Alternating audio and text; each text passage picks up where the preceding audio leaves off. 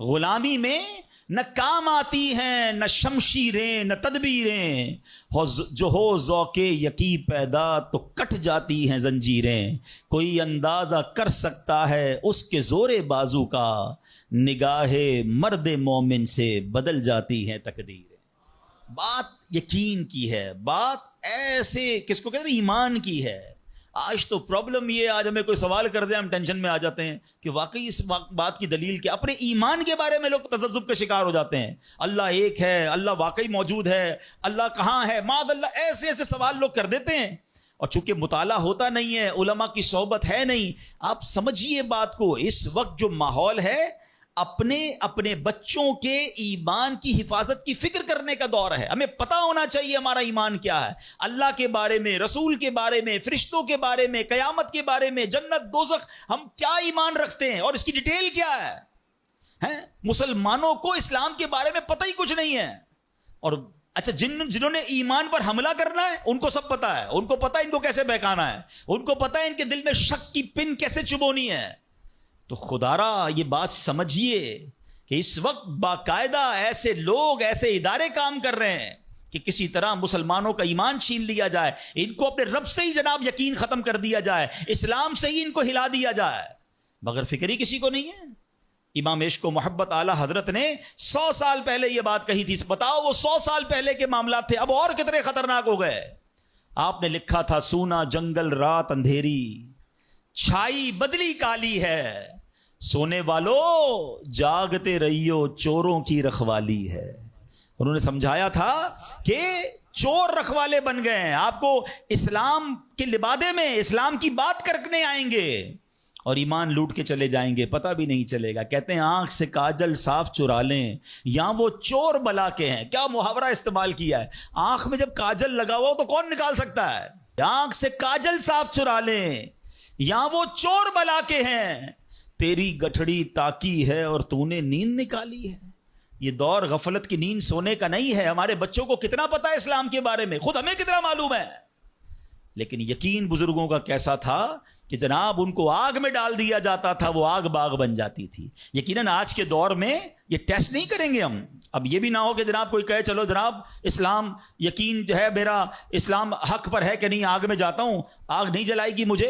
پہلا ایسے یقین بھی تو لائے نا، یہ امتحان اور ٹیسٹ کرنا ہمارا کام نہیں، یہ اللہ والوں کا انداز ہوتا تھا۔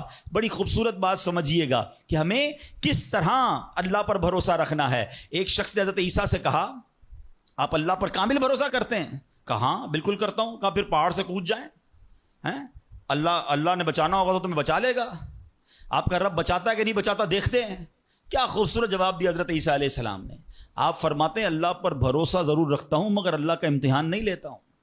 تو یہ بھی بات سمجھنے والی ہے، اس طرح کے ٹیسٹ نہیں لیے جاتے اپنے آپ پر، مگر ان واقعات سے سیکھنا کیا ہے کہ یقین کیسا ہونا چاہیے، رب کے فیصلوں پر اطمینان کیسا ہونا چاہیے۔ سبحان اللہ۔ انہی حضرت ابراہیم علیہ السلام کا ایک اور واقعہ ہے نا، ایک قافلہ تھا، 3 افراد ہیں، بلکہ اس میں سبحان اللہ 4 افراد ہیں، حضرت ابراہیم، حضرت اسماعیل، بی بی ہاجرہ، اور چوتھے کون تھے؟ حضرت جبرائیل۔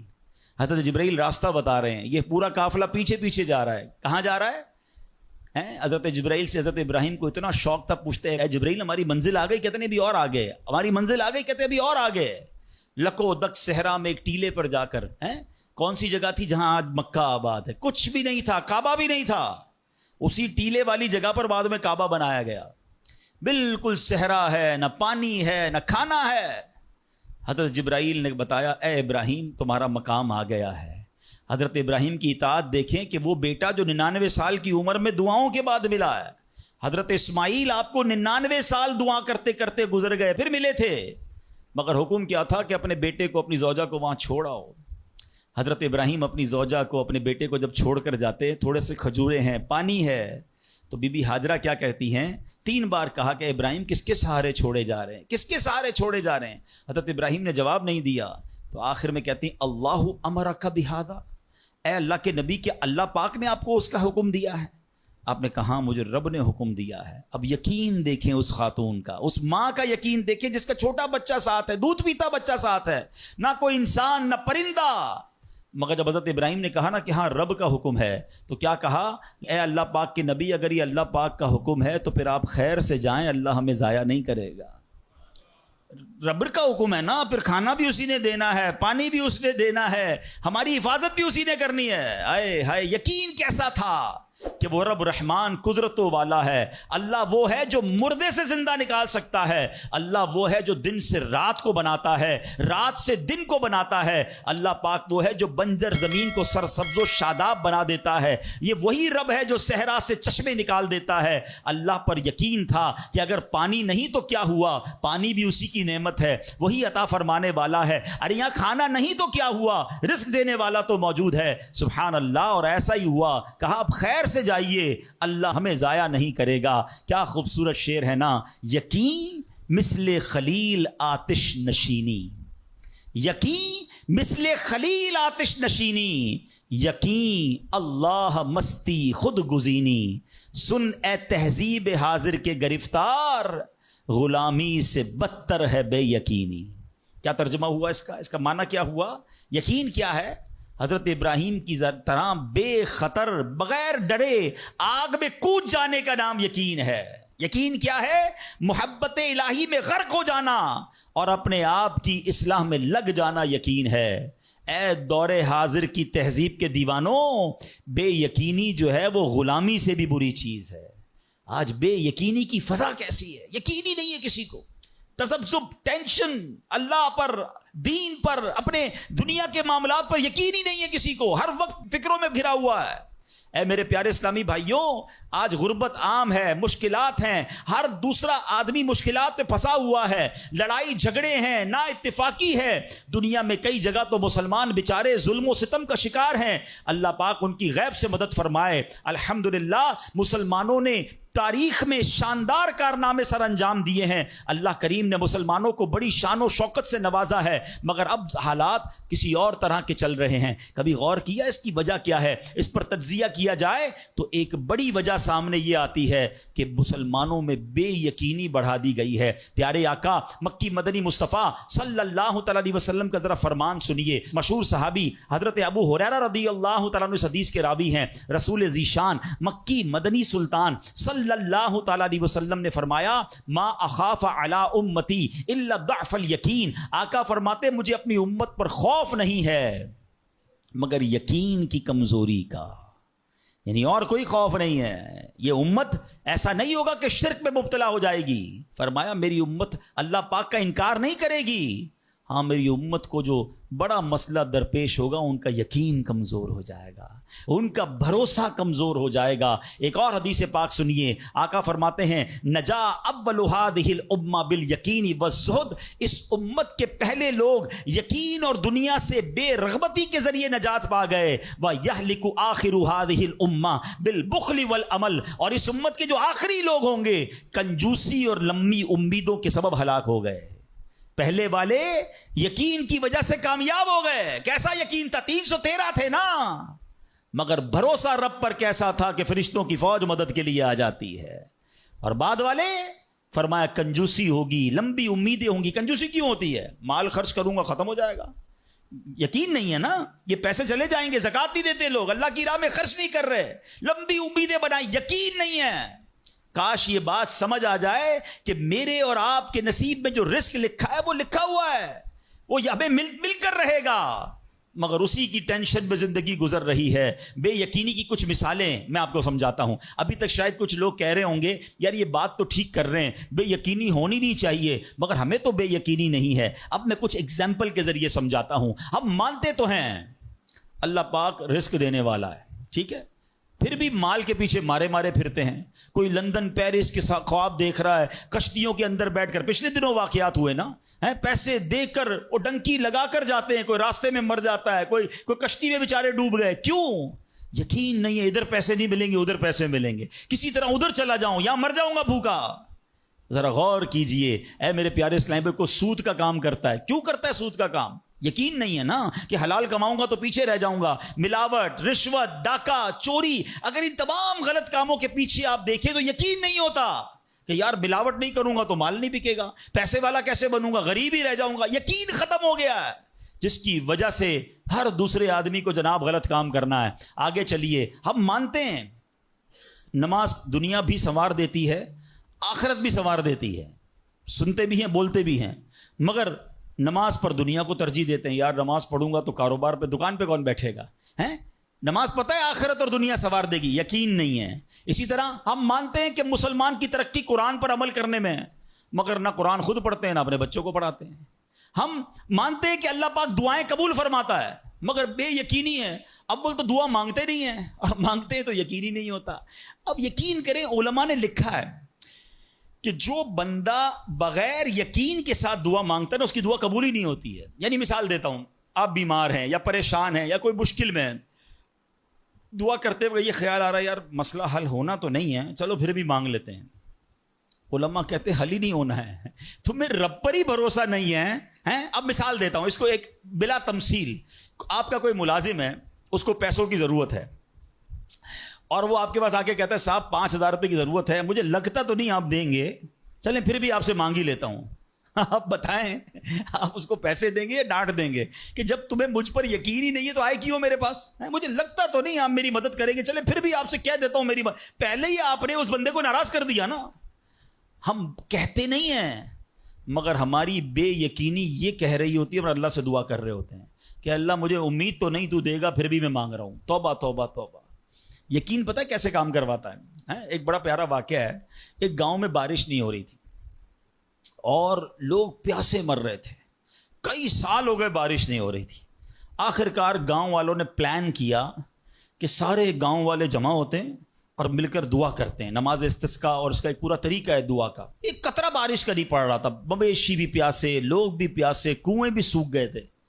اب جب گراؤنڈ میں لوگ جمع ہوئے نا, تو ایک نوجوان ہاتھ میں چھتری لے کر آیا.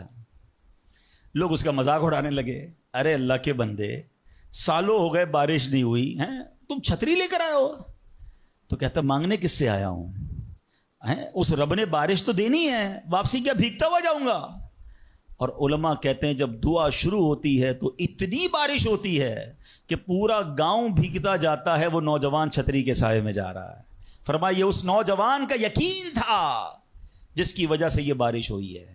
کاش یہ بات سمجھ آ جائے. ارے رب پر بھروسہ نہیں کرو گے تو کس پر بھروسہ کرو گے؟ اپنے دین پر, اللہ رسول کے فرمان پر ہی ہمیں بھروسہ نہیں ہے. غور کیجئے, یہ یقین لے آؤ واپس, زندگی میں موج آ جائے گا, زندگی اتنی پرسکون ہو جانی ہے اگر اللہ کے فیصلوں پر یقین آ جائے, اللہ کی عطاؤں پر یقین ہو جائے, آخرت کے وعدوں پر یقین ہو جائے, نبی پاک کی حدیثوں پر یقین ہو جائے. اعلیٰ حضرت رحمۃ اللہ تعالی علیہ کا کیسا یقین تھا. ایک بار غالباً اپنی والدہ کے ساتھ حج پر جا رہے تھے.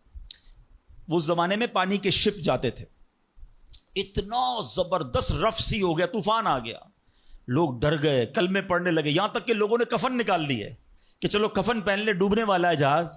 اعلیٰ حضرت امام اہل سنت مفتی ہیں, ٹھیک ہے نا, اتنے بڑے مفتی ہوتے ہوئے آپ نے بھی والدہ کو کہا میں اللہ کی قسم کھا کر کہتا ہوں جہاز نہیں ڈوبے گا. تھوڑی دیر ہوئی تو ایسا ہی ہوا, جہاز کو کام ڈاؤن ہو گیا, سب خیر سے پہنچ گیا. تو ماں نے کہا بیٹا اتنی بڑی قسم کیسے کھا لی تم نے؟ کہ میں نے نبی پاک علیہ الصلوۃ والسلام کا فرمان سنا ہے, جو کشتی میں بیٹھ کر یہ دعا پڑھ لے, بسم اللہ مجریہا و مرساہا ان ربی لغفور الرحیم, وہ کشتی نہیں ڈوبے گی. میں اللہ کی قسم کھا کے کہتا ہوں کہ میرے نبی نے فرمایا نا, وہ یقین تھا. ہم کتنی بار دعا پڑھتے ہیں, مگر دعا پڑھ کے بھی کہتے ہیں پتہ نہیں قبول ہوگی نہیں ہوگی, پڑھ لیتے ہیں. یہ والی چیز نکال دیں. وظیفے ہمارے کیوں نہیں لگتے؟ لوگ کہتے ہیں وظیفہ پڑھ رہا ہوں مسئلہ نہیں ہو رہا, تعویذ لیا پھر بھی مسئلہ.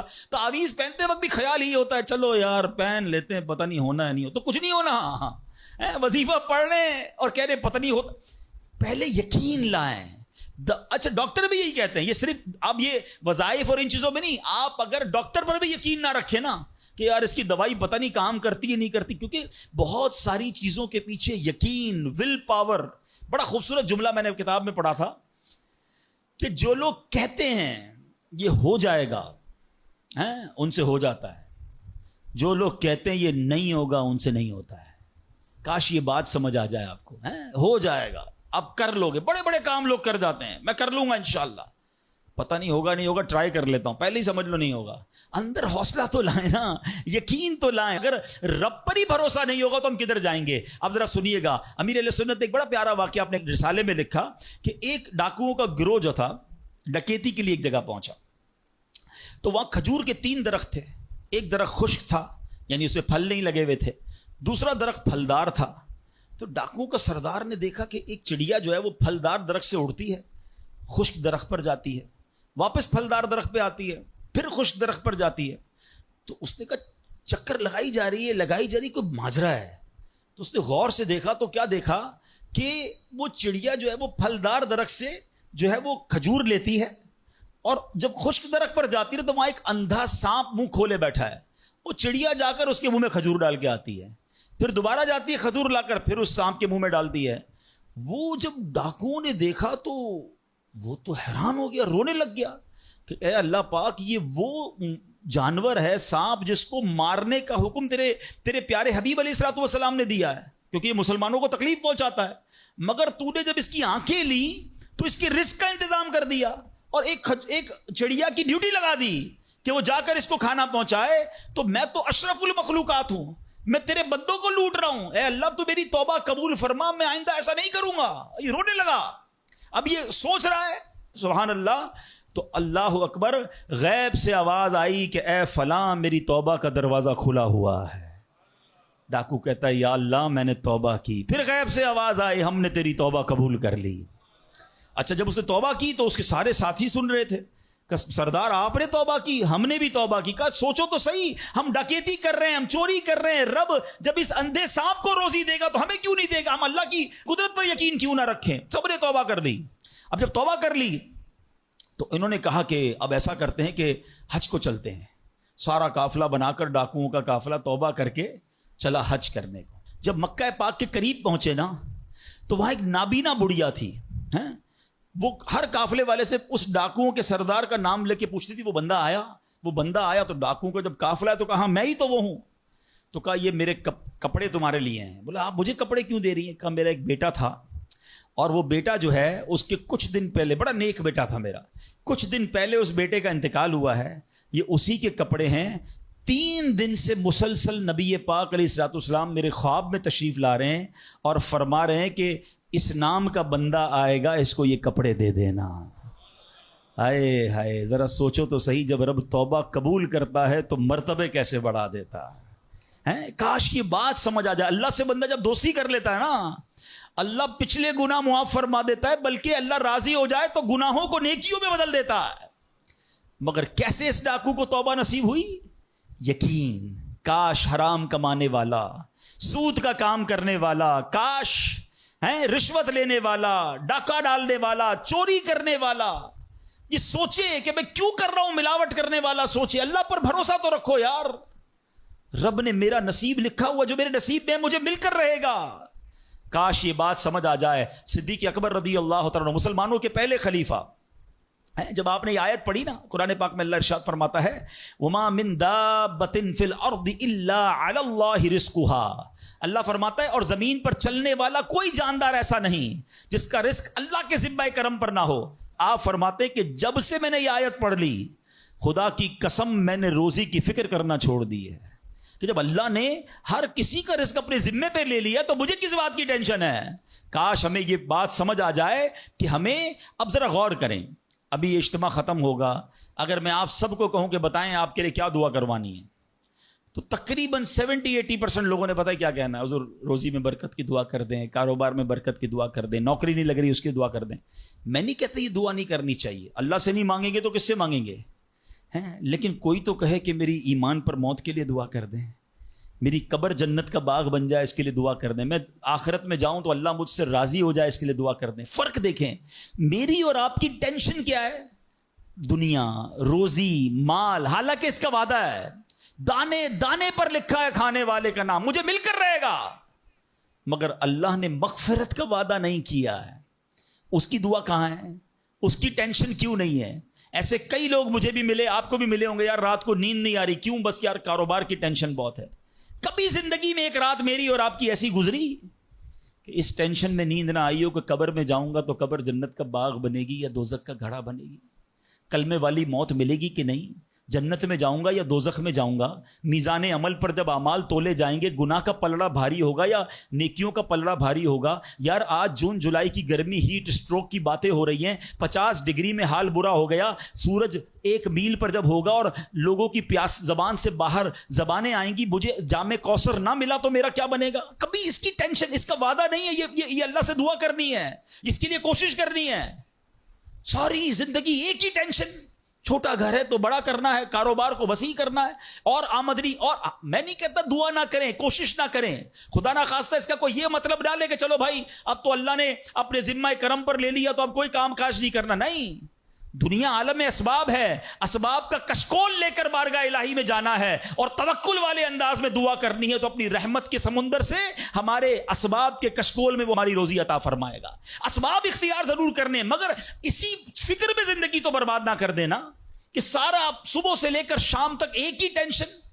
بھروسہ رکھے رب پر، یقین رکھے رب پر۔ آج حال یہ ہے، بچہ پیدا ہو جائے تو ٹینشن، او ہو اب میرا بچہ ہو گیا، اس کی آگے پرورش میں کیسے کروں گا، اس کی تعلیم کا کیا ہوگا، اور خاص طور پہ بچی پیدا ہو جائے تو ایسے بدبخت لوگ ہیں کہ اب جناب بیوی کو برا بھلا کہہ رہے ہیں، خاندان میں جھگڑے ہو رہے ہیں بچی کی پیدائش پر کہ اب اس کی شادی کیسے ہوگی، یہ تو بوجھ آ گئی ہے، معاذ اللہ۔ سمجھ نہیں آتی کہ جس رب نے بچی دی ہے انشاءاللہ رزق بھی وہی دے گا، اسباب بھی وہی دے گا۔ ارے جب اس نے مجھے پالا ہے وہ اس کو بھی پالے گا۔ کیا خوبصورت بات علماء نے لکھی، جو رب ہاتھی کو من اور چونٹی کو کن دے سکتا ہے وہ مجھے بھی میرا رزق عطا فرمائے گا۔ آپ ذرا سوچے تو صحیح، کس کس کو رزق دیتا ہے؟ حدیث پاک کا مضمون ہے تم اللہ پر بھروسہ کرو، جیسا بھروسہ کرنے کا حق ہے وہ تمہیں ایسے روزی دے گا جیسے پرندوں کو روزی دیتا ہے۔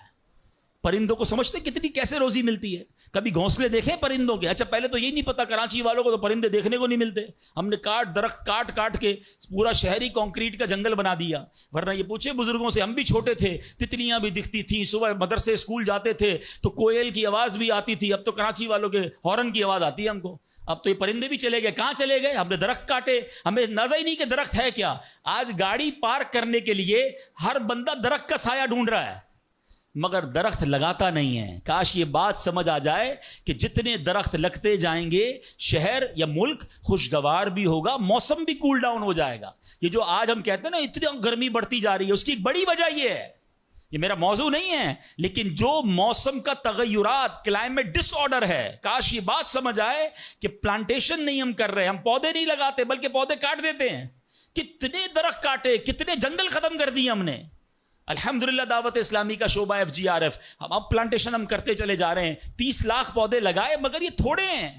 کاش میری یہ بات لوگ سن رہے ہوں کہ اگر آپ نے اپنے آنے والی نسلوں کو خوشگوار موسم دینا ہے، اچھے حالات دینے ہیں، ٹھنڈی چھاؤں دینی ہے، آکسیجن کی فیکٹریاں دینی ہیں، تو ہم سب کو کم از کم ایک پودا لگانا چاہیے۔ 24 کروڑ پاکستانی سب صرف ایک پودا لگائیں اور اس پودے کو درخت بنائیں، صرف پودے کو بچے کی طرح پالیں۔ آپ یقین کریں ہمارا ملک ایک پورا ملکی باغ بن جائے گا۔ تو اب ذرا سوچیں کہ ہمیں یہ بات سمجھنی ہے کہ یہ گھونسلے، یہ جو حدیث میں سنا رہا تھا بات کہاں سے چلی کہ اللہ پرندوں کو کیسے رزق دیتا ہے۔ آپ کو پتا پرندے کتنے؟ ایک تحقیق کے مطابق اس دنیا میں جتنے انسان ہوتے ہیں نا، ملٹی پلائی بائی 10 جانور ہوتے ہیں۔ اگر 800 کروڑ انسان ہیں، 8 ارب کے قریب آبادی ہو گئی دنیا کی، 800 کروڑ، 8 ارب، تو آپ سمجھو کہ 80 ارب جانور ہیں دنیا میں، اور کہا جاتا ہے ملٹی پلائی بائی 10 کریں اس کو تو اتنے پرندے ہوتے ہیں، یعنی اس کا مطلب 800 ارب کم و بیش پرندے ہیں دنیا میں۔ آپ نے پرندوں کے گھونسلے دیکھے کبھی؟ یہ جب گھر سے صبح اڑتے ہیں نا اپنے گھونسلے سے، سب کے پیٹ خالی ہوتے ہیں، گھونسلے میں کوئی کبڈ نہیں ہوتی ہے، کوئی شام کا دوسرے دن کا چارہ نہیں ہوتا ہے، بچے چھوٹے چھوٹے چھوڑ کر جاتے ہیں، مگر یہ 800 ارب پرندے جب شام کو گھونسلے میں آتے ہیں اللہ سب کو رزق دے چکا ہوتا ہے۔ کوئی پرندہ دنیا میں بھوکا نہیں سوتا۔ کیا خوبصورت بات، سمجھو اس کا مزہ لو نا۔ رب ہاتھی کو من دیتا ہے، اس کو ہاتھی کو کتنا کھانا چاہیے؟ دنیا میں کتنے ہاتھی ہوں گے، اس کو روز کے منو کھانا مل جاتا ہے، اور چونٹی کو کن چاہیے ہوتا ہے چھوٹا سا، وہ رب اس کو کن بھی دے دیتا ہے، پرندوں کو روزی دے دیتا ہے۔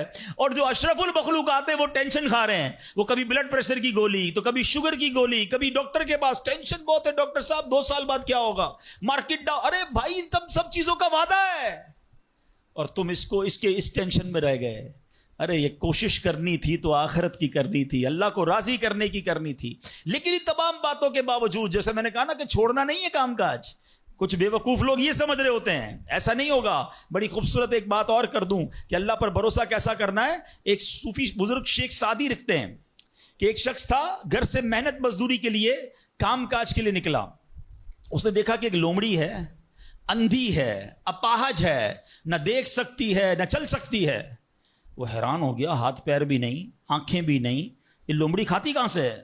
چیک کرتا ہوں. تھوڑی دیر بیٹھا تو ایک شیر آیا. شیر نے کہیں سے شکار کیا تھا، وہ اپنا شکار لومڑی کے آگے ڈال دیا.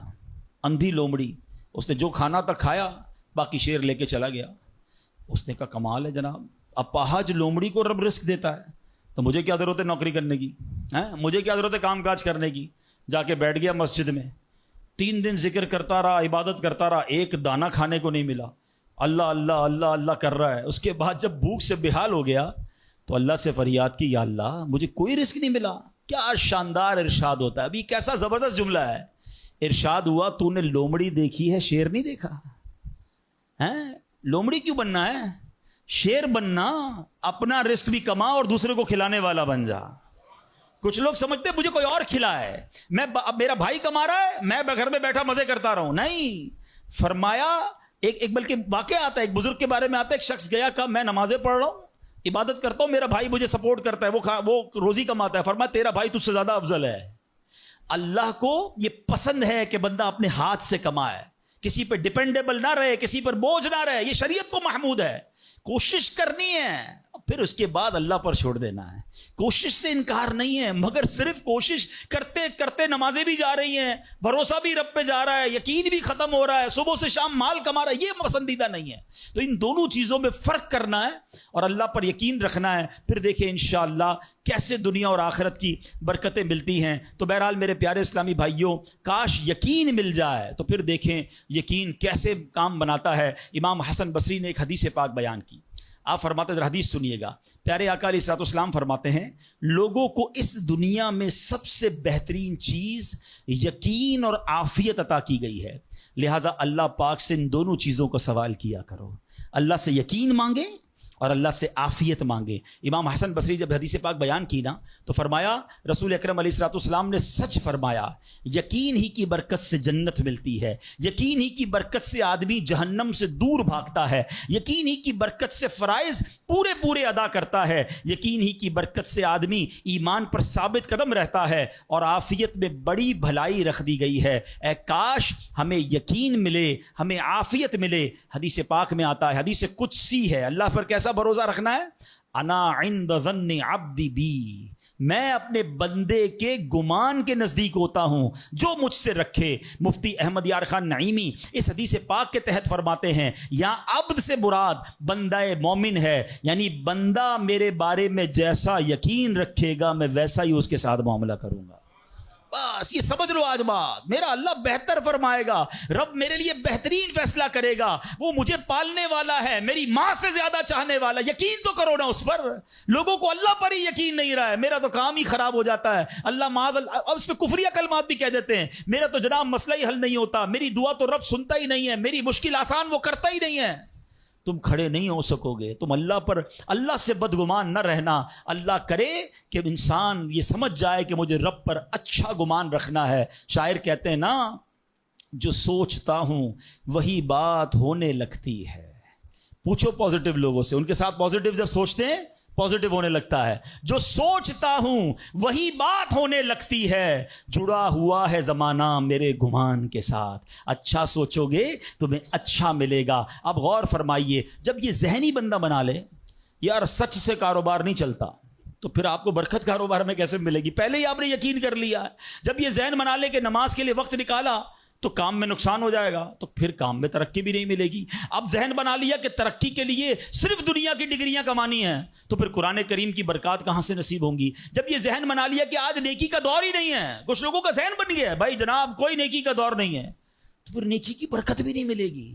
ذہن پازیٹو رکھیں, ذہن اچھا رکھیں, انشاءاللہ آپ دیکھیں آپ کے ساتھ اچھا ہونا شروع ہو جائے گا. میرے پاس وقت کم ہے ورنہ اس پر تو پوری ریسرچ موجود ہے. آپ پازیٹو سوچتے ہیں تو پازیٹو انرجیز آپ کی طرف متوجہ ہو جاتی ہیں. اب تو سائنس بھی کہتی ہے نیگیٹو سوچتے ہیں تو نیگیٹو انرجیز آپ کی طرف متوجہ ہوتی ہیں. آپ ڈی مورلائز ہونا شروع ہو جاتے ہیں, آپ کے حوصلے ٹوٹنا شروع ہو جاتے ہیں. اور جس کو ول پاور کہا جاتا ہے, جس کو اچھا سوچنا کہا جاتا ہے, اگر بندہ یہ کرنا شروع کر دے پھر دیکھیں اس کے کام کیسے بن جاتے ہیں. تو اللہ کرے کہ بھئی یہ بات سمجھ آ جائے کہ ہمیں اپنے رب سے انشاءاللہ یقین حاصل کرنا ہے. حضرت خالد بن معدان رحمت اللہ تعالی علیہ فرماتے ہیں تعلموا الیقین کما تعلموا القرآن, یعنی یقین کو بھی ایسے ہی سیکھا کرو جیسے قرآن سیکھتے ہو. میں نے بھی اسے سیکھ کر حاصل کیا ہے. سبحان اللہ. اب یقین سیکھنے کے لیے, یقین حاصل کرنے کے لیے علماء نے بڑے طریقے لکھے. پہلے تو بندہ دعا کرے کہ اے اللہ مجھے اپنا یقین عطا فرما. بڑی پیاری دعا حضرت ابوبکر صدیق کیا کرتے تھے, اللہم حب لی ایمانا و یقینا و معافاتا و نیہ. اے اللہ مجھے پکا ایمان, پختہ یقین, عافیت اور سچی نیت عطا فرما. اللہ پاک سے دعا کرتے رہیں اور ایسے لوگوں کے ساتھ رہیں. آخری بات کر لیتا ہوں جناب, پرابلم پتہ ہے کیا ہے؟ ڈی مورلائز بندہ پتہ کہاں ہوتا ہے؟ اس کا یقین متزلزل کب ہوتا ہے؟ وہ کیسے شک اور شبے والی لائف میں آ جاتا ہے؟ یہ صحبت سے ملتا ہے. آپ جب اللہ پر پکا یقین کرنے والے لوگوں میں بیٹھتے ہیں نا, آپ کا یقین بھی بڑھنا شروع ہو جاتا ہے. یار اس کو اللہ پر کتنا بھروسہ ہے, بیمار ہے پھر بھی کہتا ہے میرا رب کریم ہے, پریشان ہے پھر بھی کہتا ہے اللہ کی رضا پر راضی ہوں, میرا رب سب ٹھیک کر دے گا. جب ایسے لوگوں کے ساتھ آپ بیٹھتے ہیں نا, آپ کا یقین توکل بھی مضبوط ہونا شروع ہو جاتا ہے, بندہ اسٹرانگ ہونا شروع ہو جاتا ہے. اور جب بندہ بیٹھتا اٹھتا ہی ایسے لوگوں میں ہے جو ہر وقت مایوسی کی باتیں کرتے ہیں, ہر وقت جناب آنے والے خطرات اور پریشانیوں کا ہی ذکر کرتے رہتے ہیں, ارے بھائی کچھ نہیں ہونا, سب برباد ہو گیا ہے, سب ختم ہو گیا, ان کے پاس جب بیٹھو ایسا لگتا ہے سب کچھ تباہ ہونے والا ہے. ایسے لوگوں کے ساتھ نہ بیٹھیں, حوصلے والے لوگوں کے ساتھ بیٹھیں, توکل والے لوگوں کے ساتھ بیٹھیں, اللہ سے محبت کرنے والوں کے ساتھ بیٹھیں. پھر دیکھیں انشاءاللہ آپ کے کام کیسے سیدھے ہو جائیں گے. ایک آخری بات چلے کر لیتا ہوں, اللہ پر بھروسہ, اللہ کے فیصلوں پر یقین کیسے حاصل ہو. مجھے یہ کیسے پتا چلے کہ یار یہ چیز میرے لیے بہتر ہے. میں نے کئی بار اپنے بیانات میں یہ اگزامپل دی ہے, میں دوبارہ دے دیتا ہوں شاید کسی کے دل پر اثر کر جائے. میں مثال دیتا ہوں. ہمیں بعض اوقات بندہ پتہ ہے اللہ سے یقین کہاں ٹوٹتا ہے؟ جب بندہ دعائیں مانگتا ہے, التجائیں کرتا ہے, بڑی رو کر التجا کرتا ہے, مصیبت میں ہوتا ہے, اس کو کوئی چیز چاہیے ہوتی ہے اور اس کو نہیں ملتی ہے, تو بندہ کہتا ہے رب تو میری سنتا ہی نہیں ہے. اتنی دعائیں کی, مسجد میں جا کے کی, مکے مدینے میں جا کے کی, فلاں بزرگ سے بھی دعا کرے, نہیں ہو رہا میرا کام. جب بندے کا کام نہیں ہوتا نا تو اس کو لگتا ہے کہ یار میں اللہ پر کیسے بھروسہ کروں. یہاں جا کر شیطان حملہ کرتا ہے. اب آئیے اس وسوسے کو کیسے ختم کریں. آپ میں سے کئی ایسے مجھے نظر آ رہے ہیں جو والد ہوں گے یا بڑے بھائی ہوں گے, آپ کا کوئی چھوٹا بیٹا یا چھوٹا بھائی ہو اور بیمار ہو جائے, اس کو بخار ہو جائے, گلا خراب ہو جائے اور وہ رونے لگے کہ ابو میں نے آئس کریم کھانی ہے, میں نے ٹھنڈا شربت پینا ہے. اچھا بتائیے آپ اسے ٹھنڈا شربت پلائیں گے؟ وہ رو رہا ہے آپ کے سامنے, آئس کریم کھلائیں گے اسے؟ جواب دیجئے نہیں, وہ رونے دیں گے آپ اس کو. آپ کا ایک دوست برابر میں بیٹھا ہو اور کوئی کہے یار کیسے ظالم ابو ہیں, بچہ رو رہا ہے دے دینا اسے آئس کریم, تو آپ ایک جواب دیتے ہیں میں والد ہوں, مجھے پتا ہے اس کو کب کیا دینا ہے. ایسا ہی ہے نا. اب ذرا دل پر ہاتھ رکھ کے میرا جملہ سننا, تم والد ہو, تمہیں پتا ہے بیٹے کو کب کیا دینا ہے, میرے مالک کو نہیں پتا مجھے کب کیا دینا ہے. میں رو رہا ہوں, میں گڑ گڑا رہا ہوں, میں تڑپ رہا ہوں, وہ نہیں دے رہا, ارے یہی بہتر تھا. ہو سکتا ہے کہ میں جو مانگ رہا ہوں مجھے مل جاتا تو وہ میرے لیے اور برا ہوتا.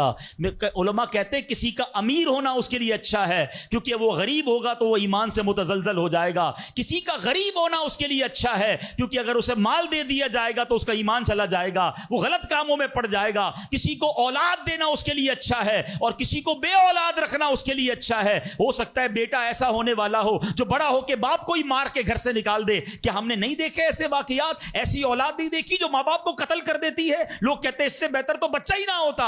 ارے رب بہتر جانتا ہے مجھے کیوں بیٹا نہیں مل رہا, مجھے کیوں بیٹی نہیں مل رہی, مجھے کیوں اولاد نہیں ہو رہی, مجھے کیوں مال نہیں مل رہا, میں اب تک گھر کیوں نہیں لے سکا. ہو سکتا ہے میرے رب نے اس کے بدلے میرے لیے بہت ساری نعمتیں رکھی ہوں. کاش یہ بات سمجھ آ جائے. مجھے ایک بات بتاؤ نا, میری ماں, آپ کی ماں, دنیا میں سب سے زیادہ ہم سے پیار کون کرتا ہے؟ ہماری ماں کرتی ہے. کبھی ماں ہمارے لیے غلط فیصلہ کر سکتی ہے؟ نہیں کر سکتی. ارے جو ماں میرا اچھا سوچتی ہے, اس ماں کے دل میں جس نے ممتا ڈالی ہے, جو کروڑوں ماؤں سے زیادہ مجھے چاہنے والا ہے, وہ میرے بارے میں کیوں نہ اچھا فیصلہ فرمائے گا. کاش یہ یقین آ جائے کہ جو رب نے کیا ہے وہی بہتر کیا ہے. سبحان اللہ. زندگی کا ایک اصول بنا لو, میرا کام, جب آپ کا کام ہو جائے نا تب بھی کہو اللہ کا شکر ہے, اور جب کام نہ ہو کہو جب بھی اللہ کا شکر ہے.